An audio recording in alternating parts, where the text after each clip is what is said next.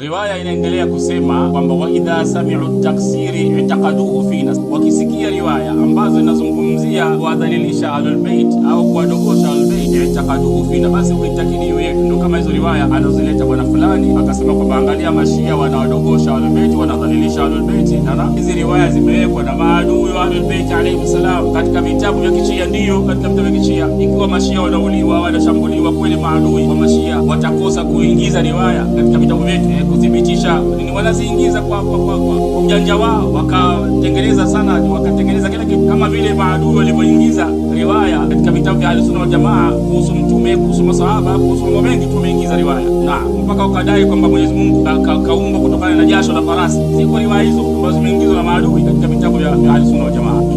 Wa idha sami'u mathaliba a'da'ana, wakisikia kule kutukanwa kwa maadui zetu, bi asma'ihim, kwa majina yao, kwa mfano laana ya Abubakar au laana ya Umar au laana ya Uthman au laana ya Muawiya, talabuna bi asma'ina. Kwa hivyo tunasema msifanye hivyo mkatukana wale maadui zetu au waliotupinga sisi kwa bi asma'ihim, kwa majina yao. Kwa tunajua kwamba mtu akisema laana ya Umar kwa jina kamtaja, tunajua kwamba huyo amechukua riwaya ambayo imesemwa na maadui wa Ahlul-Bait alayhi salam, kwa sababu Ahlul-Bait alayhi salam hawakutufundisha kutaja watu kwa majina, kuwalani watu kwa majina. Wanasabuhu ila alqawli a'daina bi asma'ihim, talabuna bi asma'ina, na wao watatutukana kwa majina yetu. Kwa hivyo Imam anatukataza tusiwataje watu kwa majina yao na kuwalani kwa majina yao, ili majina yao na wao wasije wakatukanwa wakalaaniwa. Kwa hivyo hii riwaya iko wazi. Ukimwona mshia anafanya hivyo, basi ujue huyo ukapata riwaya za maadui wa Ahlul-Bait alayhi salam. Wakati qala Allahu azza wa jalla, amesema Mwenyezi Mungu azza wa jalla, wala tasubbu alladhina yad'una min dunillahi wa yasubbu Allaha udwan bighairi ilmin.